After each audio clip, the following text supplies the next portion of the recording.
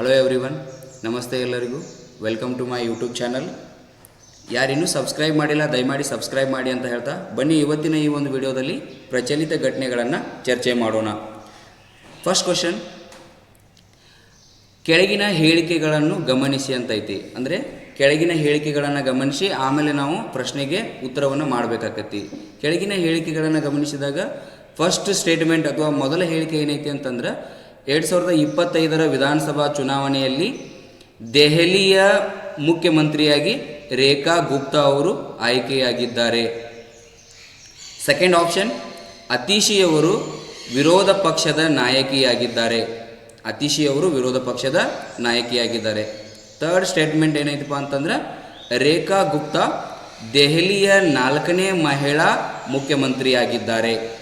And fourth statement ಏನೈತಿ ಅಂತಂದ್ರೆ BJPಯ ಸುಷ್ಮಾ ಸ್ವರಾಜ್, ಕಾಂಗ್ರೆಸ್ನ ಶೀಲಾ ದೀಕ್ಷಿತ್ ಮತ್ತು AAPಯ ಅತೀಶಿಯ ನಂತರ ಅವರು ದೆಹಲಿಯ 4ನೇಯ ಮಹಿಳಾ ಮುಖ್ಯಮಂತ್ರಿಯಾಗಿದ್ದಾರೆ ಅಂಥೇಳಿ ಅದು ಸ್ಟೇಟ್ಮೆಂಟ್ಗಳದಾವೆ. ಹಾಗಾದರೆ ಏನೈತಿ ಕೆಳಗಡೆ ಕೊಟ್ಟಿದ್ದಾರೆ ಅವರು ಕ್ವಶನ್ ಏನು ಕೇಳಿದ್ದಾರೆ ಅಂತಂದ್ರೆ ಈ ಮೇಲಿನ ಹೇಳಿಕೆಗಳನ್ನು ಆಧರಿಸಿ ಸರಿಯಾದ ಉತ್ತರವನ್ನು ಆಯ್ಕೆ ಮಾಡಿ ಅಂತ ಐತಿ. ಮೇಲಿನ ಹೇಳಿಕೆಗಳನ್ನು ಆಧರಿಸಿ ಸರಿಯಾದ ಉತ್ತರವನ್ನು ನಾವಿಲ್ಲಿ ಆಯ್ಕೆ ಮಾಡಬೇಕಾಗೈತಿ. ಹಾಗಾದರೆ ಫಸ್ಟ್ ಆಪ್ಷನ್ ಏನೈತಿ? ಆಪ್ಷನ್ ಎ 1 ಮತ್ತು 2 ಹೇಳಿಕೆ ಮಾತ್ರ ಸರಿ. ಆಪ್ಷನ್ ಬಿ 1 ಮತ್ತು 3 ಹೇಳಿಕೆ ಮಾತ್ರ ಸರಿ. ಆಪ್ಷನ್ ಸಿ 2 ಮತ್ತು 4 ಹೇಳಿಕೆ ಮಾತ್ರ ಸರಿ. ಆಪ್ಷನ್ ಡಿ ಮೇಲಿನ ಎಲ್ಲವೂ ಸರಿಯಾಗಿವೆ ಅಂತೈತಿ. ಬನ್ನಿ ಈ ಹೇಳಿಕೆಗಳಿಗೆ ಯಾವ್ಯಾವ ಕರೆಕ್ಟ್ ಅದಾವ ಅವುಗಳನ್ನು ನಾವಿಲ್ಲಿ ಗಮನಿಸೋಣ. ಫಸ್ಟ್ ಹೇಳಿಕೆ ಏನೈತಪ್ಪ ಅಂತಂದ್ರೆ 2025 ವಿಧಾನಸಭಾ ಚುನಾವಣೆಯಲ್ಲಿ ದೆಹಲಿಯ ಮುಖ್ಯಮಂತ್ರಿಯಾಗಿ ರೇಖಾ ಗುಪ್ತಾ ಅವರು ಆಯ್ಕೆಯಾಗಿದ್ದಾರೆ. ಎಸ್, ಇದು ಸರಿಯಾಗೈತಿ. ಯಾಕಂತಂದ್ರೆ ಇತ್ತೀಚೆಗೆ ಏನು ದೆಹಲಿ ಒಳಗಡೆ ಏನು ಚುನಾವಣೆ ಆಯಿತು, ಚುನಾವಣೆಯಲ್ಲಿ ಬಹುಮತ ಪಡೆದಿರ್ತಕ್ಕಂಥ BJP ಪಕ್ಷ ರೇಖಾ ಗುಪ್ತಾ ಅವರನ್ನು ಏನು ಮಾಡೈತಪ್ಪ ಅಂತಂದ್ರೆ ಮುಖ್ಯಮಂತ್ರಿಯನ್ನಾಗಿ ಆಯ್ಕೆ ಮಾಡೈತಿ. ಇದು ಕೂಡ ಇದೇನೈತಿ ಸರಿ ಐತಿ. ಎರಡನೇದು ಏನೈತಪ್ಪ ಅಂತಂದ್ರೆ ಅತೀಶಿ ಅವರು ವಿರೋಧ ಪಕ್ಷದ ನಾಯಕಿಯಾಗಿದ್ದಾರೆ. ಎಸ್, ಇದು ಕೂಡ ಏನೈತಿ ಸ್ಟೇಟ್ಮೆಂಟ್ ಅಂತಂದ್ರೆ ಅತೀಶಿ ಅವರು ಆಮ್ ಆದ್ಮಿ ಪಾರ್ಟಿಯ ಅತೀಶಿ ಅವರು ಏನಾಗಿದ್ದಾರಪ್ಪ ಅಂತಂದ್ರೆ ವಿರೋಧ ಪಕ್ಷದ ನಾಯಕಿಯಾಗಿ ಆಯ್ಕೆಯಾಗ್ಯಾರ. ಮೂರನೇ ಸ್ಟೇಟ್ಮೆಂಟ್ ಏನೈತಪ್ಪ ಅಂತಂದ್ರೆ ರೇಖಾ ಗುಪ್ತಾ ದೆಹಲಿಯ 4ನೇ ಮಹಿಳಾ ಮುಖ್ಯಮಂತ್ರಿ. ಎಸ್, ಇದು ಕೂಡ ಏನೈತಪ್ಪ ಅಂತಂದ್ರೆ ಕರೆಕ್ಟ್ ಐತಿ. ದೆಹಲಿಯಲ್ಲಿ ಇದುವರೆಗೂ ಇತಿಹಾಸದಲ್ಲಿ ಏನಪ್ಪ ಅಂತಂದ್ರೆ 4 ಮಹಿಳೆಯರು ಏನಾಗಿದ್ದಾರೆ ಅಂತಂದ್ರೆ ಮುಖ್ಯಮಂತ್ರಿ ಆಗ್ಯಾರ ಇವತ್ತಿನ ರೇಖಾ ಗುಪ್ತಾ ಅವರನ್ನು ಹಿಡಿದ. ಯಾರ್ಯಾರಪ್ಪ ಅಂತಂದ್ರೆ BJPಯ ಸುಷ್ಮಾ ಸ್ವರಾಜ್ ಅವರು ಒಂದನೇದು, ಎರಡನೇದು ಯಾರಪ್ಪ ಅಂತಂದ್ರೆ ಶೀಲಾ ದೀಕ್ಷಿತ್ ಅವರು, ಮೂರನೇದು ಯಾರಪ್ಪ ಅಂತಂದ್ರೆ ಅತೀಶಿ ಅವರು ಆಮ್ ಆದ್ಮಿ ಪಾರ್ಟಿಯ ಅತೀಶಿ ಅವರು, ಈಗ 4ನೇವ್ರು ಯಾರಪ್ಪ ಅಂತಂದ್ರೆ ರೇಖಾ ಗುಪ್ತಾ ಅವರು. ಹಾಗಾಗಿ ಈ ಸ್ಟೇಟ್ಮೆಂಟ್ ಕೂಡ ಇದು ಕೂಡ ಏನೈತಪ್ಪ ಅಂತಂದ್ರೆ ಇದು ಸರಿ ಐತಿ. ಹಾಗಾಗಿ ಮೇಲಿನ ಈ 4 ಹೇಳಿಕೆಗಳದಾವಲ್ಲ, ಈ 4 ಹೇಳಿಕೆಗಳು ಸರಿಯಾದವ. ಹಾಗಾಗಿ ಆಪ್ಷನ್ ಡಿ ಏನೈತಪ್ಪ ಅಂತಂದ್ರೆ ಇಲ್ಲಿ ಉತ್ತರ ಐತಿ.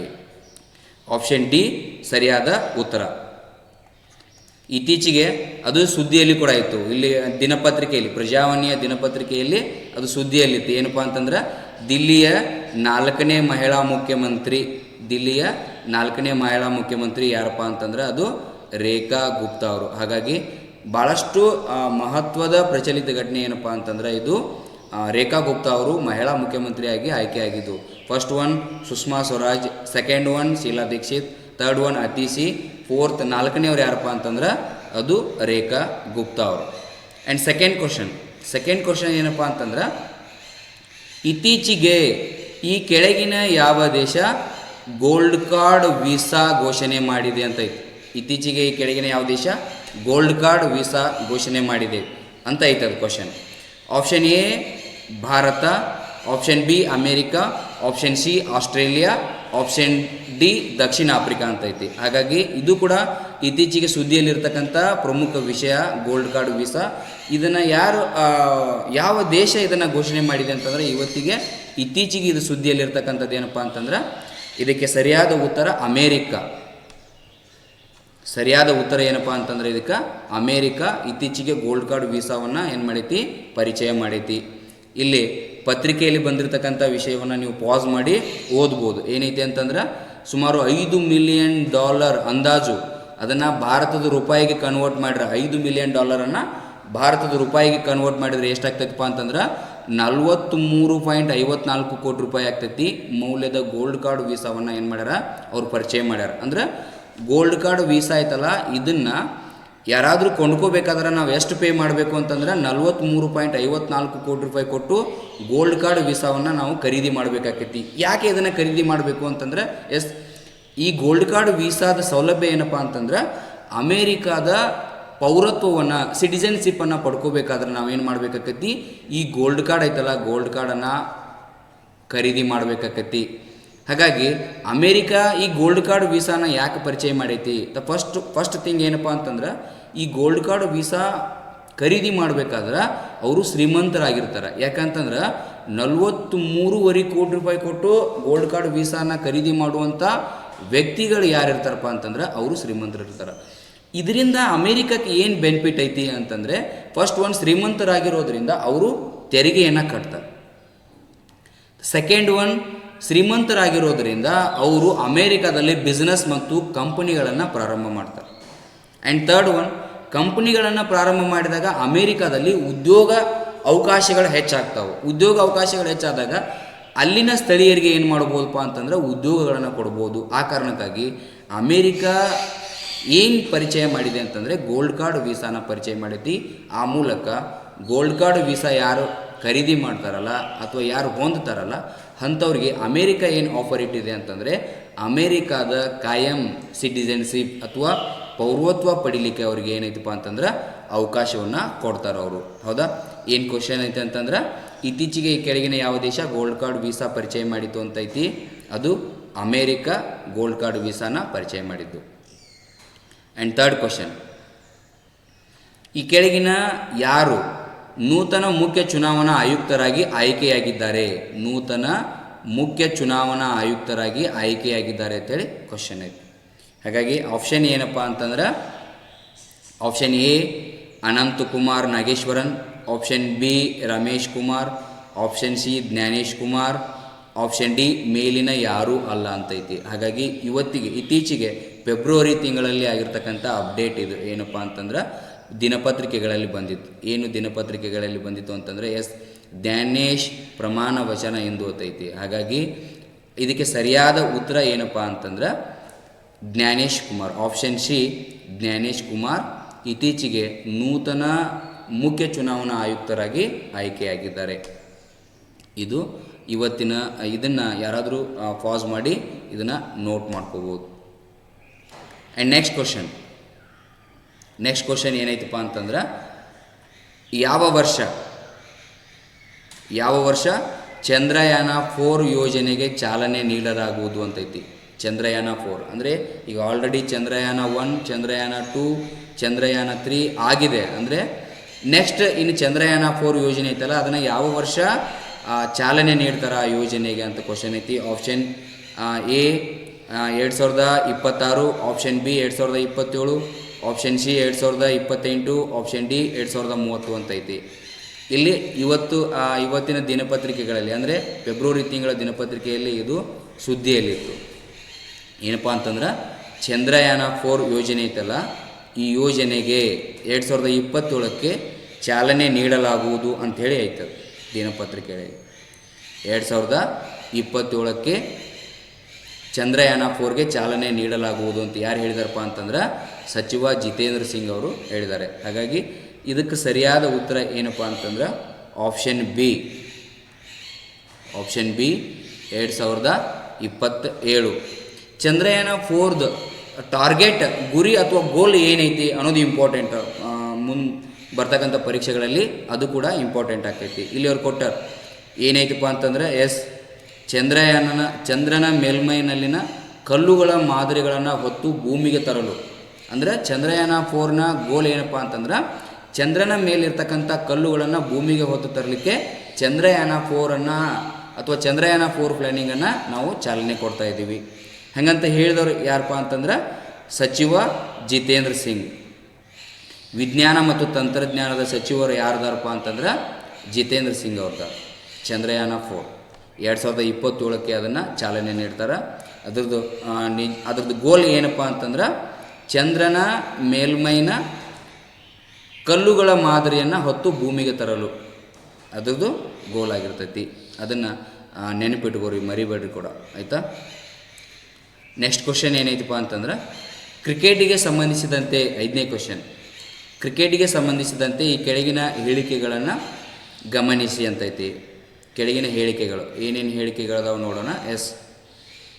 2024 ICC ಪುರುಷರ ಕ್ರಿಕೆಟರ್ ಆಫ್ ದಿ ಇಯರ್ ಪ್ರಶಸ್ತಿಯನ್ನು ಜಸ್ಪ್ರೀತ್ ಬುಮ್ರಾ ಅವರು ಪಡೆದುಕೊಂಡಿದ್ದಾರೆ. ಬುಮ್ರಾ ಏನು ಪಡೆದುಕೊಂಡಿದ್ದಾರೆ ಅಂತಂದ್ರೆ ICCಯ ಪುರುಷರ ಕ್ರಿಕೆಟರ್ ಆಫ್ ದಿ ಇಯರ್. ಈ ಒಂದು ಹೇಳಿಕೆ ಕೂಡ ಏನೈತಪ್ಪ ಅಂತಂದರೆ ಇದು ರೈಟ್ ಐತಿ. ಎರಡನೇದೇನು, test cricketer of the year Jasprit Bumrah ಅವರು ಪಡೆದುಕೊಂಡಿದ್ದಾರೆ ಅಂತೈತಿ. ಇದು ಕೂಡ ಏನಪ್ಪ ಅಂತಂದ್ರೆ ಸರಿ ಐತಿ.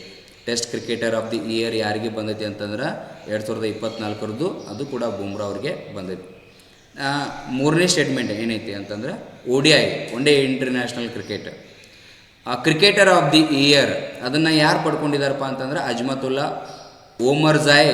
ಯಾರಪ್ಪ ಅಂತಂದ್ರೆ ಅಫ್ಘಾನಿಸ್ತಾನದ ಕ್ರಿಕೆಟರ್ ಓಮರ್ಜಾಯ್ ಅವರು one day international cricketer of the year ಅಂತೇಳಿ ಪಡ್ಕೊಂಡಿದ್ದಾರೆ. ಇದು ಕೂಡ ಏನೈತಿ ಅಂತಂದ್ರೆ ಸರಿ ಐತಿ. ಇನ್ನು ನಾಲ್ಕನೇ ಸ್ಟೇಟ್ಮೆಂಟ್ ಏನೈತಿ ಅಂತಂದ್ರೆ T20I ಅಂದರೆ T20 international cricketer of the year ಯಾರಿಗೆ ಬಂದೈತಪ್ಪ ಅಂತಂದ್ರೆ ಹರ್ಷದೀಪ್ ಸಿಂಗ್ ಅವ್ರಿಗೆ ಬಂದೈತಿ. T20 international cricketer of the year ಹರ್ಷದೀಪ್ಗೆ ಬಂದೈತಿ. ಇದು ಕೂಡ ಏನೈತಪ್ಪ ಅಂತಂದ್ರೆ ಸರಿಯಾದ ಸ್ಟೇಟ್ಮೆಂಟ್ ಐತಿ. ಹಾಗಾಗಿ 1, 2, 3, 4 ಹೇಳಿಕೆಗಳು ಸರಿಯಾದವು. ಅಂದರೆ ಕ್ವಶನ್ ಏನು ಕೇಳಿದ್ದಾರೆ ಇವರು ಇಲ್ಲಿ ಅಂತ ನೋಡೋಣ. ಏನಂತಂದ್ರೆ ಈ ಮೇಲಿನ ಯಾವ ಹೇಳಿಕೆಗಳು ಸರಿ ಇವೆ ಅಂತ ಕೇಳಿದ್ದಾರೆ ಅವರು. ಈ ಮೇಲಿನ ಯಾವ ಹೇಳಿಕೆಗಳು ಸರಿ ಇವೆ? 1 ಮತ್ತು 3 ರಾಂಗ್ ಐತದ. ಆಪ್ಷನ್ ಬಿ 2 ಮತ್ತು 4 ಹೇಳಿಕೆಗಳು ರಾಂಗ್ ಐತಿ. ಆಪ್ಷನ್ ಸಿ ಎಲ್ಲ ಹೇಳಿಕೆಗಳು ಸರಿ ಇಲ್ಲ ಅಂದರೆ ತಪ್ಪುದಾವ ಅಂತ ಹೇಳ್ಯಾರ. ಅದು ಕೂಡ ರಾಂಗ್ ಐತಿ. ಎಲ್ಲ ಹೇಳಿಕೆಗಳು ಸರಿ ಇವೆ ಅಂತೈತಿ. ಇದು ಆನ್ಸರ್ ರೈಟ್ ಐತಿ. ಆಪ್ಷನ್ ಡಿ ಏನೈತಪ್ಪ ಅಂತಂದ್ರೆ ರೈಟ್ ಐತಿ. ಜಸ್ಪ್ರೀತ್ ಬುಮ್ರಾ ಅವ್ರಿಗೆ 2 ಅವಾರ್ಡ್ ಕೊಟ್ಟಾರೆ ICC ಅವರು, ಅಂದರೆ ಇಂಟರ್ನ್ಯಾಷನಲ್ ಕ್ರಿಕೆಟ್ ಕೌನ್ಸಿಲ್ ಅವರು. ಕ್ರಿಕೆಟರ್ ಆಫ್ ದಿ ಇಯರ್ ಕೊಟ್ಟಿದ್ದಾರೆ and test cricketer of the year ಕೊಟ್ಟಿದ್ದಾರೆ. ಅವರಿಗೆ ಮುಂದಿನ ಪರೀಕ್ಷೆಗಳಲ್ಲಿ ತುಂಬ ಇಂಪಾರ್ಟೆಂಟ್ ಆಗ್ತೈತಿ. ಇದು ಕೂಡ ಸುದ್ದಿಯಲ್ಲಿ ಇದ್ದಿರ್ತಕ್ಕಂಥದ್ದು. ಬೂಮ್ರಾಗೆ ಇಲ್ಲಿದೆ ನೋಡಿ, ಬೂಮ್ರಾಗೆ ICC ಪ್ರಶಸ್ತಿ ಪ್ರದಾನ. ಇದನ್ನು ಪಾಸ್ ಮಾಡಿ ನೀವು ಓದ್ಬೋದು. Next question number 6. ಮಾರ್ಚ್ 12ರಂದು ನಡೆಯಲಿರುವ ಡೇಟ್ ಕೂಡ ಇಂಪಾರ್ಟೆಂಟ್ ಆಗ್ತೈತಿ. ಮಾರ್ಚ್ 12ರಂದು ನಡೆಯಲಿರುವ ಮಾರಿಷಸ್ನ ರಾಷ್ಟ್ರೀಯ ದಿನಾಚರಣೆಯಲ್ಲಿ ಈ ಕೆಳಗಿನ ಯಾವ ಭಾರತೀಯ ಗೌರವ ಅತಿಥಿಯಾಗಿ ಭಾಗವಹಿಸಲಿದ್ದಾರೆ? ಅಂದರೆ ಇವತ್ತಿನ ಈ ದಿನ ಮಾರ್ಚ್ 12, ಇವತ್ತು ಮಾರಿಷಸ್ನ ಗೌರವ ಅತಿಥಿಯಾಗಿ ಈ ಕೆಳಗಿನ ಯಾವ ಭಾರತೀಯ ಭಾಗವಹಿಸಲಿದ್ದಾರೆ ಅಂತೈತಿ. Option A Narendra Modi, option B Amit Shah, option C Rahul Gandhi, option D JP Nadda ಅಂತೈತಿ. ಬಟ್ ಇದಕ್ಕೆ ಸರಿಯಾದ ಉತ್ತರ ಏನಪ್ಪ ಅಂತಂದ್ರೆ ಆಪ್ಷನ್ ಎ ಶ್ರೀ ನರೇಂದ್ರ ಮೋದಿಯವರು. ಭಾರತದ ಪ್ರಧಾನಿಯಾಗಿರ್ತಕ್ಕಂಥ ನರೇಂದ್ರ ಮೋದಿಯವರು ಮಾರಿಷಸ್ನ ಏನವರು ಪ್ರತಿ ವರ್ಷ ಮಾರ್ಚ್ 12ನೇ ತಾರೀಕು ಮಾರಿಷಸ್ನ ರಾಷ್ಟ್ರೀಯ ದಿನಾಚರಣೆ ಆಚರಣೆ ಮಾಡ್ತಾರಲ್ಲ, ಆ ಒಂದು ಕಾರ್ಯಕ್ರಮಕ್ಕೆ ಶ್ರೀ ನರೇಂದ್ರ ಮೋದಿಯವರನ್ನು ಏನು ಮಾಡಿದಾರಪ್ಪ ಅಂತಂದರೆ ಗೌರವ ಅತಿಥಿಯಾಗಿ ಆಹ್ವಾನ ಕೊಟ್ಟಿದ್ದಾರೆ. ನರೇಂದ್ರ ಮೋದಿಯವರು ಕೂಡ ಇವತ್ತು ಮಾರಿಷಸ್ನಾಗ ಅತಿಥಿಯಾಗಿ ಹೋಗಿದ್ದಾರೆ ಕೂಡ. ದಿನಪತ್ರಿಕೆಗಳಲ್ಲಿ ಬಂದಿರತಕ್ಕಂಥದ್ದು, ಪ್ರಜಾವಾಣಿಯ ದಿನಪತ್ರಿಕೆಗಳಲ್ಲಿ. ಮಾರಿಷಸ್ನ ರಾಷ್ಟ್ರೀಯ ದಿನಕ್ಕೆ ಮೋದಿ ಅತಿಥಿ ಅಂಥೇಳಿ ದಿನಪತ್ರಿಕೆಯಲ್ಲಿ ಬಂದಿರತಕ್ಕಂಥದ್ದನ್ನು ನಾವಿಲ್ಲಿ ನೋಡ್ಬೋದು. ಏನು ಪ್ರಧಾನಿ ಮೋದಿ ನರೇಂದ್ರ ಮೋದಿಯವರು ಮಾರ್ಚ್ 12ರಂದು ನಡೆಯಲಿರುವ ಮಾರಿಷಸ್ನ ರಾಷ್ಟ್ರೀಯ ಆಚರಣೆ ಕಾರ್ಯಕ್ರಮದಲ್ಲಿ ಗೌರವ ಅತಿಥಿಯಾಗಿ ಭಾಗವಹಿಸಲಿದ್ದಾರೆ ಅಂಥೇಳಿ ಮಾರಿಷಸ್ನ ಪ್ರಧಾನಿ ಯಾರಪ್ಪ ಅಂತಂದ್ರೆ ನವೀನ್ ರಾಮ್ ಗೋಲಮ್ ಅಂಥೇಳಿ ನವೀನ್ ರಾಮ್ ಗೋಲಮ್ ಅವರು ಆಹ್ವಾನ ಕೊಟ್ಟಿದ್ದರು. ಅದಕ್ಕೆ ಮೋದಿಯವರು ಒಪ್ಕೊಂಡಿದ್ದಾರೆ. Next question number 7 very important. ಏನಪ್ಪ ಅಂತಂದ್ರೆ ಭಾರತೀಯ ರೈಲ್ವೆ ಇಲಾಖೆ ಇಂಡಿಯನ್ ರೈಲ್ವೆ ಇಲಾಖೆ ಅಭಿವೃದ್ಧಿಪಡಿಸಿದ ಸ್ವರೈಲ್ ಅಪ್ಲಿಕೇಶನ್, ಸ್ವರೈಲ್ ಆ್ಯಪ್ ಈ ಕೆಳಗಿನ ಯಾವುದಕ್ಕೆ ಸಂಬಂಧಿಸಿದೆ ಅಂತೈತಿ? ಈ ಕೆಳಗಿನ ಯಾವುದಕ್ಕೆ ಸಂಬಂಧಿಸಿದಂತೆ? ಆಪ್ಷನ್ ಎ ಇದು ರೈಲು ಟಿಕೆಟ್ ಬುಕ್ ಮಾಡಲಿಕ್ಕೆ. ಇದು ಕೂಡ ರೈಟ್ ಐತಿ. ಆಪ್ಷನ್ ಬಿ ಊಟ ತಿಂಡಿ ಪಾನೀಯ ಆರ್ಡರ್ ಮಾಡಲಿಕ್ಕೆ. ಎಸ್, ಇದು ಕೂಡ ರೈಟ್ ಐತಿ. ಆಪ್ಷನ್ ಸಿ, ಸೇವೆಯ ವ್ಯತ್ಯಯ ಸೇರಿ ಯಾವುದೇ ದೂರು ದಾಖಲಿಸುವುದು. ಅಂದರೆ ನಿಮಗೆ ಅವತ್ತಿನ ಪ್ರಯಾಣದಲ್ಲಿ ಏನಾದರೂ ಕಂಪ್ಲೇಂಟ್ಸ್ ಇದ್ದರೆ ಆ ಆ್ಯಪ್ ಮೂಲಕ ನೀವು ಕಂಪ್ಲೇಂಟ್ಗಳನ್ನು ಅಥವಾ ದೂರುಗಳನ್ನು ಕೊಡ್ಬೋದು. ಅದು ಕೂಡ ಸರಿ ಐತಿ. ಆಪ್ಷನ್ ಡಿ, ಮೇಲಿನ ಎಲ್ಲವೂ. ಎಸ್, ಇದಕ್ಕೆ ಸರಿಯಾದ ಉತ್ತರ ಏನಪ್ಪ ಅಂತಂದ್ರೆ ಆಪ್ಷನ್ ಡಿ, ಮೇಲಿನ ಎಲ್ಲವೂ ಸರಿ ಐತಿ. ಹಾಗಾದರೆ ಸ್ವರೈಲ್ ಆ್ಯಪ್ ಬಗ್ಗೆ ನಿಮಗೆ ಅಪ್ಡೇಟ್ ಆಗಿರ್ತಕ್ಕಂಥದ್ದು ಏನಪ್ಪ ಅಂತಂದರೆ ಅದರ ಸೌಲಭ್ಯಗಳೇನು. ಸ್ವರೈಲ್ ಆ್ಯಪನ್ನು ಇಂಡಿಯನ್ ರೈಲ್ವೆ ಇಲಾಖೆ ಅಭಿವೃದ್ಧಿಪಡಿಸಿದೆ, ಅದನ್ನಂತೂ ಮರಿಲಕ್ಕೆ ಹೋಗಬೇಡ್ರಿ. ಈ ಇಂಡಿಯನ್ ರೈಲ್ವೆ ಇಲಾಖೆಯಲ್ಲಿ ಅಭಿವೃದ್ಧಿಪಡಿಸಿರ್ತಕ್ಕಂಥ ಈ ಸ್ವರೈಲ್ ಐತಲ್ಲ, ಈ ಸ್ವರೈಲ್ದ ಸೌಲಭ್ಯಗಳೇನು ಅನ್ನೋದನ್ನು ನೋಡ್ಕೊಳ್ಳೋಣ. ಇಂಪಾರ್ಟೆಂಟ್ ಏನು ಸೌಲಭ್ಯಗಳು. ಫಸ್ಟ್ ಒನ್ ಇಲ್ಲಿ ಕೊಟ್ಟಾರವ್ರು ಏನೈತಿ ಅಂತಂದರೆ, ಫಸ್ಟ್ ಒನ್ ರಿಸರ್ವ್ಡ್ ಟಿಕೆಟ್ಗಳನ್ನು ಬುಕ್ ಮಾಡಬಹುದು. ಅಂದರೆ ರಿಸರ್ವೇಷನ್ ಟಿಕೆಟ್ಗಳನ್ನು ಕೂಡ ನೀವೇನು ಮಾಡ್ಬೋದು, ಅದರಲ್ಲಿ ಬುಕ್ ಮಾಡ್ಬೋದು ಸ್ವರೈಲ್ ಅಪ್ಲಿಕೇಶನ್ನಲ್ಲಿ. ಎರಡನೇದೇನು, ಅನ್ರಿಸರ್ವ್ಡ್ ಟಿಕೆಟ್ಗಳನ್ನು ಬುಕ್ ಮಾಡಬಹುದು ಅಂತೈತಿ. ಅನ್ರಿಸರ್ವ್ಡ್ ಟಿಕೆಟ್ಗಳನ್ನು ಬುಕ್ ಮಾಡ್ಬೋದು ಅಂತೈತಿ. ಎಸ್, ಅಂದರೆ ಜನರಲ್ ಟಿಕೆಟ್ಗಳನ್ನು ಕೂಡ ನೀವೇನು ಮಾಡ್ಬೋದು, ಅದರಲ್ಲಿ ಬುಕ್ ಮಾಡ್ಬೋದು. ನೆಕ್ಸ್ಟ್ ಮೂರನೇ ಸೌಲಭ್ಯ ಏನಪ್ಪ ಅಂತಂದ್ರೆ ಪ್ಲಾಟ್ಫಾರ್ಮ್ ಟಿಕೆಟ್ಗಳನ್ನು ಕೂಡ ಬುಕ್ಕಿಂಗ್ ಮಾಡ್ಬೋದು ಅಂತೈತಿ. ಅಂದರೆ ಪ್ಲಾಟ್ಫಾರ್ಮ್ ರೈಲ್ವೆ ಸ್ಟೇಷನ್ದಾಗ ನೀವೇನು ಮಾಡ್ಬೋದು, ಅಲ್ಲಿ ಉಳ್ಕೋಬೇಕಾದ್ರೆ ಅಥವಾ ಅಲ್ಲಿ ನಿಲ್ಲಬೇಕಾದ್ರೆ ಪ್ಲಾಟ್ಫಾರ್ಮ್ ಟಿಕೆಟನ್ನು ಖರೀದಿ ಮಾಡಬೇಕಾಗತ್ತಿ. ಅದನ್ನು ಕೂಡ ನೀವೇನು ಮಾಡ್ಬೋದು, ಸ್ವರೈಲ್ ಆ್ಯಪ್ ಮೂಲಕನೇ ಏನು ಮಾಡ್ಬೋದಪ್ಪ ಅಂತಂದ್ರೆ ಟಿಕೆಟನ್ನು ಬುಕ್ಕಿಂಗ್ ಮಾಡ್ಬೋದು. ನಾಲ್ಕನೇದು ಏನಪ್ಪ ಅಂತಂದ್ರೆ ಪಾರ್ಸಲ್ ಮಾಡಿದ ವಸ್ತುಗಳ ಪರಿಶೀಲನೆ. ಅಂದರೆ ನೀವೇನಾದರೂ ವಸ್ತುಗಳನ್ನು ಪಾರ್ಸಲ್ ಮಾಡಿದ್ರಿ ಅಂತಂದರೆ ಇವಾಗ ಅದು ಯಾವ ಪ್ಲೇಸಿಗಿದೆ ಮತ್ತು ಅದು ಯಾವಾಗ ರೀಚ್ ಆಗ್ತೈತಿ ಅನ್ನೋದನ್ನು ಕೂಡ ನೀವೇನು ಮಾಡ್ಬೋದು ಅಂತಂದ್ರೆ ಅದನ್ನು ಪರಿಶೀಲನೆ ಮಾಡ್ಬೋದು. ನಾವೇನೋ ಒಂದು ಪಾರ್ಸಲ್ ಕಳಿಸಿರ್ತೀವಿ, ಅದರ ಸಂಪೂರ್ಣ ಮಾಹಿತಿ ನಮಗೆ ಪ್ರತಿ ನಿಮಿಷ ಗೊತ್ತಾಗ್ತೈತಿ. ಆ್ಯಂಡ್ ನಾಲ್ಕನೇ ಸೌಲಭ್ಯ, ಐದನೇದು ಏನಪ್ಪ ಅಂತಂದರೆ ರೈಲುಗಳು PNR ಅಂದರೆ ಪ್ಯಾಸೆಂಜರ್ ನೇಮ್ ರೆಕಾರ್ಡಿಂಗ್ ಅಂತೇಳಿ. PNR ಪ್ಯಾಸೆಂಜರ್ ನೇಮ್ ರೆಕಾರ್ಡಿಂಗ್ ಅಂದ್ರೆ ಒಂದು 10 ಅಂಕಿಯ ಸಂಖ್ಯೆ ಇರ್ತೈತೆ. ಅದು PNR ಪ್ಯಾಸೆಂಜರ್ ನೇಮ್ ರೆಕಾರ್ಡ್ ಅಂತೇಳಿ. ಅದರಲ್ಲಿ ಪ್ಯಾಸೆಂಜರ್ನ ಎಲ್ಲ ಮಾಹಿತಿ ಈ PNR ಒಳಗಿರ್ತೈತಿ. ಅದನ್ನು ಕೂಡ ನಾವೇನು ಮಾಡ್ಬೋದಪ್ಪ ಅಂತಂದ್ರೆ ಎಲ್ಲ ಮಾಹಿತಿಯನ್ನು ತಿಳ್ಕೊಬೋದು. ದ ನೆಕ್ಸ್ಟ್ ಒನ್ ಏನಿಲ್ಲ ಅಂತಂದ್ರೆ ಊಟ ತಿಂಡಿ ಪಾನೀಯ ಆರ್ಡ್ರ್ ಮಾಡ್ಬೋದು. ಅಂದ್ರೆ ನಾವು ಊಟ ಮತ್ತು ಅಲ್ಪೋಪಹಾರ, ನೀರು ಬೇಕಾದ್ರೆ ನೀರು, ಕೂಲ್ ಡ್ರಿಂಕ್ಸ್ ಬೇಕಾದ್ರೆ ಕೂಲ್ ಡ್ರಿಂಕ್ಸ್, ಏನು ಬೇಕಾದರೂ ಕೂಡ ನಾವು ಈ ಸ್ವರೈಲ್ ಆ್ಯಪ್ ಮೂಲಕ ಏನು ಮಾಡ್ಬೋದಪ್ಪ ಅಂತಂದ್ರೆ ಆರ್ಡ್ರ್ಗಳನ್ನು ಮಾಡ್ಬೋದು.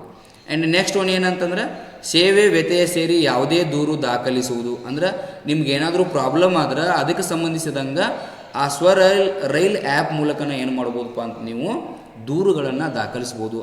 ಅಂದ್ರೆ ಕಂಪ್ಲೇಂಟ್ಗಳನ್ನು ಕೂಡ ನೀವೇನು ಮಾಡ್ಬೋದಪ್ಪ ಅಂತಂದ್ರೆ ಮಾಡ್ಬೋದು. ಯಾವುದು SwaRail app very important. SwaRail app next ಎಕ್ಸಾಮ್ಗಳಲ್ಲಿ, ಅಪ್ಕಮಿಂಗ್ ಎಕ್ಸಾಮ್ಗಳಲ್ಲಿ ಇದು ಬಂದೇ ಬರ್ತೈತಿ. ಆಯಿತಾ? ಇನ್ನು ನೆಕ್ಸ್ಟ್ ಕ್ವಶನ್ ನಂಬರ್ 8 ಏನಪ್ಪ ಅಂತಂದ್ರೆ 2024-25 ಕರ್ನಾಟಕ ರಾಜ್ಯ ಹೂಡಿಕೆ ಇನ್ವೆಸ್ಟ್ ಕರ್ನಾಟಕ ಅಂಥೇಳಿ ಏನು ಫೆಬ್ರವರಿಯಾಗ ಆಯ್ತಲ್ಲ, ಇದು ವೆರಿ ಇಂಪಾರ್ಟೆಂಟ್ ಕ್ವಶನ್ ಆಗ್ತದೆ. ಕರ್ನಾಟಕ ರಾಜ್ಯ ಹೂಡಿಕೆ ಸಮಾವೇಶದ ಧ್ಯೇಯ ವಾಕ್ಯ ಏನಾಗಿದೆ ಅಂತ ಕೇಳಿದ್ದಾರೆ ಅವರು. ಧ್ಯೇಯ ವಾಕ್ಯ ಏನಾಗಿದೆ ಅಂತ ಕೇಳಿದ್ದಾರೆ. ಆಪ್ಷನ್ ಎ, ಒಂದು ರಾಜ್ಯ ಹಲವು ಜಗತ್ತು. ಆಪ್ಷನ್ ಬಿ, ಪ್ರಗತಿಯ ಮರುಕಲ್ಪನೆ. ಆಪ್ಷನ್ ಸಿ, ಅರಿವೇ ಗುರು. ಆಪ್ಷನ್ ಡಿ, ಯಾವುದೂ ಅಲ್ಲ ಅಂತೈತಿ. ಬಟ್ ಇದಕ್ಕೆ ಸರಿಯಾದ ಉತ್ತರ ಏನಪ್ಪ ಅಂತಂದ್ರೆ ಆಪ್ಷನ್ ಬಿ, ಪ್ರಗತಿಯ ಮರುಕಲ್ಪನೆ. ಆಪ್ಷನ್ ಬಿ, ಪ್ರಗತಿಯ ಮರುಕಲ್ಪನೆ ಅಂದ್ರೆ ರೀಇಮ್ಯಾಜಿನಿಂಗ್ ಗ್ರೋತ್ ಅಂದಂಗೆ. ರೀಇಮ್ಯಾಜಿನಿಂಗ್ ಗ್ರೋತ್ ಇದು ಸರಿಯಾದ ಉತ್ತರ ಆಯಿತು. ಒಂದು ರಾಜ್ಯ ಹಲವು ಜಗತ್ತು ಐತಲ್ಲ, ಇದು ಕರ್ನಾಟಕ ಪ್ರವಾಸೋದ್ಯಮದ ಧ್ಯೇಯ ವಾಕ್ಯ ಆಯ್ತದು. ಒಂದು ರಾಜ್ಯ ಹಲವು ಜಗತ್ತು ಇತ್ತೀಚೆಗೆಯಲ್ಲಿ ಇದು ಆಗಿರ್ತಕ್ಕಂಥದ್ದು. ಇದ್ರಿಗೆ ಸಂಬಂಧಪಟ್ಟಂಥ ಹೆಚ್ಚಿನ ಮಾಹಿತಿಯನ್ನು ನೀವು ತಿಳ್ಕೋಬೇಕು ಅಂತಂದ್ರೆ ಈ ಸಮಾವೇಶದಲ್ಲಿ ಸುಮಾರು 18 ದೇಶಗಳ ಪ್ರತಿನಿಧಿಗಳು ಭಾಗವಹಿಸ್ಯಾರ. ಈ ಸಮಾವೇಶದಲ್ಲಿ ಏನಪ್ಪ ಅಂತಂದ್ರೆ 18 ದೇಶದ ಪ್ರತಿನಿಧಿಗಳು ಏನು ಮಾಡ್ಯಾರಪ್ಪ ಅಂತಂದ್ರೆ ಭಾಗವಹಿಸ್ಯಾರ. ಎರಡನೇದು ಏನಪ್ಪ ಅಂತಂದ್ರೆ ಈ 18 ದೇಶಗಳ ಪ್ರತಿನಿಧಿಗಳು ಕರ್ನಾಟಕಕ್ಕೆ ಎಷ್ಟು ಹೂಡಿಕೆ ಮಾಡ್ಯಾರ ಅಂತಂದ್ರೆ 10.27 ಲಕ್ಷ ಕೋಟಿ ಹೂಡಿಕೆಯನ್ನು ಮಾಡಿದ್ದಾರೆ. ಇದು ಕೂಡ ಇಂಪಾರ್ಟೆಂಟ್ ಆಗ್ತೈತಿ. 10.27 ಲಕ್ಷ ಕೋಟಿ ಹೂಡಿಕೆಯನ್ನು ಮಾಡ್ಯಾರ. ಆ್ಯಂಡ್ ಇದ್ರ ಬಗ್ಗೆ ಇತ್ತೀಚೆಗೆ ಸುದ್ದಿಯಲ್ಲಿರ್ತಕ್ಕಂಥದ್ದು ಏನಪ್ಪ ಅಂತಂದರೆ ಇನ್ವೆಸ್ಟ್ ಕರ್ನಾಟಕ 2025ಕ್ಕೆ ನಾಳೆ ಚಾಲನೆ ಅಂತೇಳಿ ಒಂದು ಟೈಟಲ್ನಲ್ಲಿ ಪ್ರಜಾವಾಣಿ ದಿನಪತ್ರಿಕೆಯಲ್ಲಿ ಬಂದಿರತಕ್ಕಂಥದ್ದು. ಇದಕ್ಕೆ ಇನ್ವೆಸ್ಟ್ ಕರ್ನಾಟಕ 2025 ಅಂತ ಹೆಸರು ಕೊಟ್ಟಿದ್ದಾರೆ. ಇದ್ರದ್ದು ಉಸ್ತುವಾರಿ ಯಾರು ತೊಗೊಂಡಿದ್ರಪ್ಪ ಅಂತಂದ್ರೆ ಬೃಹತ್ ಕೈಗಾರಿಕಾ ಸಚಿವರಾಗಿರ್ತಕ್ಕಂಥ ಶ್ರೀಯುತ MB ಪಾಟೀಲ್ ಅವರು ಇದರದ ನೇತೃತ್ವವನ್ನು ತೊಗೊಂಡಿದ್ರು. ಇದನ್ನು ಕೂಡ ನೀವೇನು ಮಾಡಬಾರ್ದಪ್ಪ ಅಂತಂದ್ರೆ ಮರಿಬಾರ್ದು. ಕರ್ನಾಟಕವನ್ನು ಜಾಗತಿಕ ಬಂಡವಾಳ ಹೂಡಿಕೆಯ ಶಕ್ತಿ ಕೇಂದ್ರವಾಗಿ ಅಭಿವೃದ್ಧಿಪಡಿಸಲು ಈ ಸಮಾವೇಶ ನೆರವಾಗಲಿದೆ. ಅಂದರೆ ನಾವೀನ್ಯ ಕೈಗಾರಿಕಾ ಪ್ರಗತಿ ಅಂದರೆ ಹೊಸ ಹೊಸ ಕೈಗಾರಿಕೆಗಳನ್ನು ಪ್ರಾರಂಭ ಮಾಡ್ಬೋದು ಮತ್ತು ಜಾಗತಿಕ ಪಾಲುದಾರಿಕೆ ಅಂದರೆ ಇತ್ತೀಚೆಗೆ ವಿವಿಧ ದೇಶಗಳು ಕರ್ನಾಟಕದಲ್ಲಿ ಹೂಡಿಕೆ ಮಾಡಲಿಕ್ಕೆ ಇದು ಪ್ರೇರಣೆ ಆಗ್ತೈತಿ ಅಂತೇಳಿ ಕೈಗಾರಿಕಾ ಸಚಿವರಾಗಿರ್ತಕ್ಕಂಥ MB ಪಾಟೀಲ್ರು ಏನು ಮಾಡಿರ್ತಾರಪ್ಪ ಅಂತಂದರೆ ಇದ್ರ ಬಗ್ಗೆ ಮಾಹಿತಿಯನ್ನು ಹಂಚಿಕೊಂಡಿದ್ದನ್ನು ನೀವು ಇಲ್ಲಿ ನೋಡ್ಬೋದು. ಪಾಸ್ ಮಾಡಿ ಆಯಿತಾ. ದ ನೆಕ್ಸ್ಟ್ ಕ್ವಶನ್, ಈ ಕೆಳಗಿನ ಯಾವ ದೇಶ 19 ವರ್ಷದೊಳಗಿನ T20 ವಿಶ್ವಕಪ್ ಅಂಡರ್-19 T20 ವರ್ಲ್ಡ್ ಕಪ್ಪನ್ನು ಯಾವ ದೇಶ ಗೆದ್ದಿದೆ ಅಂತ ಕ್ವಶನ್ ಇದೆ. Option A Australia, option B Bharat, option C Dakshina Africa, option D Sri Lanka ಐತಿ. ಇತ್ತೀಚೆಗೆ ಇದು ಕೂಡ ಸುದ್ದಿಯಲ್ಲಿರ್ತಕ್ಕಂಥದ್ದನ್ನು ನೀವು ನೋಡ್ಬೋದು. ಏನಪ್ಪ ಟೈಟಲೇ ಹೇಳ್ತೈತಿ ಇಲ್ಲಿ, ಏನು ಭಾರತ ತರುಣಿಯರಿಗೆ ವಿಶ್ವಕಪ್ ಅಂತೇಳಿ ಒಂದು ಟೈಟಲ್ ಐತಿ. ಹಾಗಾದರೆ ಇದಕ್ಕೆ ಸರಿಯಾದ ಉತ್ತರ ಏನಪ್ಪ ಅಂತಂದ್ರೆ option B Bharat under nineteen T20 world ಕಪ್ಪನ್ನು ಜಯಿಸಿದೆ. ಆಪ್ಷನ್ ಬಿ ಭಾರತ ಏನಪ್ಪ ಅಂತಂದ್ರೆ ಸರಿಯಾದ ಉತ್ತರ. ಹಾಗಾದರೆ ಫೈನಲ್ನಲ್ಲಿ ಭಾರತದ ಜೊತೆಗೆ ಯಾವ ಟೀಮ್ ಇತ್ತು, ರನ್ನರ್ ಅಪ್ ಆಗಿರ್ತಕ್ಕಂಥ ಟೀಮ್ ಯಾವುದಪ್ಪ ಅಂತಂದ್ರೆ ಅದು ದಕ್ಷಿಣ ಆಫ್ರಿಕಾ. ಅದು ಯಾವುದಪ್ಪ ಅಂತಂದ್ರೆ ದಕ್ಷಿಣ ಆಫ್ರಿಕಾ. ಆ್ಯಂಡ್ ಲಾಸ್ಟ್ ಕ್ವಶನ್, ಇದನ್ನು ನೀವು ಪಾಸ್ ಮಾಡಿ ನೋಡ್ಬೋದು. ಅಂದರೆ ದಕ್ಷಿಣ ಆಫ್ರಿಕಾ ಎಷ್ಟು ಸ್ಕೋರ್ ಮಾಡಿತ್ತು, ಇಂಡಿಯಾ ಎಷ್ಟು ಸ್ಕೋರ್ ಮಾಡಿತ್ತು, ಮ್ಯಾನ್ ಆಫ್ ದ ಮ್ಯಾಚ್ ಯಾರಿಗೆ ಕೊಟ್ಟಿದ್ರು ಅಂಥೇಳಿ ನೀವು ಇದನ್ನು ನೋಡ್ಬೋದು ಇಲ್ಲಿ. ಆ್ಯಂಡ್ ಲಾಸ್ಟ್ ಕ್ವಶನ್ ಏನಪ್ಪ ಅಂತಂದ್ರೆ ಈ ಕೆಳಗಿನ ಯಾರು ಕೇಂದ್ರ ಸರ್ಕಾರದ ಮುಖ್ಯ ಆರ್ಥಿಕ ಸಲಹೆಗಾರರಾಗಿ ಮರು ಆಯ್ಕೆಯಾಗಿದ್ದಾರೆ. ಅಂದರೆ ಈ ಮುಂಚೆನೂ ಇವರೇ ಇದ್ದರು, ನೆಕ್ಸ್ಟ್ ಇವರಿಗೆ ಅಧಿಕಾರಾವಧಿಯನ್ನು ವಿಸ್ತರಣೆ ಮಾಡಲಾಗಿದೆ ಅಂತಂದಂಗೆ. ಹಾಗಾದರೆ ಆಪ್ಷನ್ ಏನೈತಿ? Option A BR Patil, option B Gyanesh Kumar, option C Ananth Nageswaran, option D ಮೇಲಿನ ಯಾರೂ ಅಲ್ಲ ಅಂತೈತಿ. ಹಾಗಾದರೆ ಇದಕ್ಕೆ ಸರಿಯಾದ ಉತ್ತರ ಏನಪ್ಪ ಅಂತಂದ್ರೆ ಆಪ್ಷನ್ ಸಿ ಅನಂತ್ ನಾಗೇಶ್ವರನ್. ಇದಕ್ಕೆ ಸರಿಯಾದ ಉತ್ತರ ಏನಪ್ಪ ಅಂತಂದ್ರೆ ಆಪ್ಷನ್ ಸಿ ಅನಂತ್ ನಾಗೇಶ್ವರನ್. ಇಲ್ಲಿ ಆಪ್ಷನ್ ಎ ಐತಲ್ಲ BR ಪಾಟೀಲ್, ಇವ್ರು ಯಾರಪ್ಪ ಅಂತಂದ್ರೆ ರಾಜ್ಯ ಯೋಜನಾ ಆಯೋಗದ ಉಪಾಧ್ಯಕ್ಷರಾಗಿ ಆಯ್ಕೆಯಾಗಿದ್ದಾರೆ. ಇದು ಕೂಡ ನಿಮಗೆ ನೆನಪಿರಬೇಕಾಗ್ತೈತಿ. ರಾಜ್ಯ ಯೋಜನಾ ಆಯೋಗದ ಉಪಾಧ್ಯಕ್ಷರಾಗಿದ್ದಾರೆ. ಜ್ಞಾನೇಶ್ ಕುಮಾರ್ ಅವರು ಚುನಾವಣಾ ಮುಖ್ಯ ಆಯುಕ್ತರಾಗಿ ಆಯ್ಕೆಯಾಗಿದ್ದಾರೆ. ಅದನ್ನು ಕೂಡ ನೀವೇನು ಮಾಡ್ಬೋದು ಇಲ್ಲಿ ನೋಡ್ಬೋದು. ಇದಕ್ಕೆ ಸರಿಯಾದ ಉತ್ತರ ಏನಂತಂದರೆ ಆಪ್ಷನ್ ಸಿ ಅನಂತ್ ನಾಗೇಶ್ವರನ್. ಇತ್ತೀಚಿನ ದಿನಪತ್ರಿಕೆಗಳಲ್ಲಿ ಇದು ಕೂಡ ಆಗೈತಿ. ಅನಂತ್ ನಾಗೇಶ್ವರನ್ ಅಧಿಕಾರಾವಧಿ ವಿಸ್ತರಣೆ. ಯಾರಿಗೆ ಇನ್ನೂ ಹೆಚ್ಚಿನ ಮಾಹಿತಿ ಬೇಕಲ್ಲ ಇದನ್ನು ಪಾಸ್ ಮಾಡಿ ನೋಡ್ಕೋಬೋದು. ಓಕೆ, ಈ ಒಂದು ವಿಡಿಯೋ ನಿಮಗೆಲ್ಲರಿಗೂ ಇಷ್ಟ ಆಗಿದೆ ಅನ್ಕೋತೀನಿ. ಇಷ್ಟ ಆಗಿದ್ದರೆ ದಯಮಾಡಿ ಒಂದು ಲೈಕ್ ಮಾಡಿರಿ, ಶೇರ್ ಮಾಡಿರಿ, ಹಾಗೆ ಸಬ್ಸ್ಕ್ರೈಬ್ ಮಾಡೋದನ್ನು ಮರಿಲಿಕ್ಕೆ ಹೋಗಬೇಡ್ರಿ. ಓಕೆ, ಧನ್ಯವಾದಗಳು.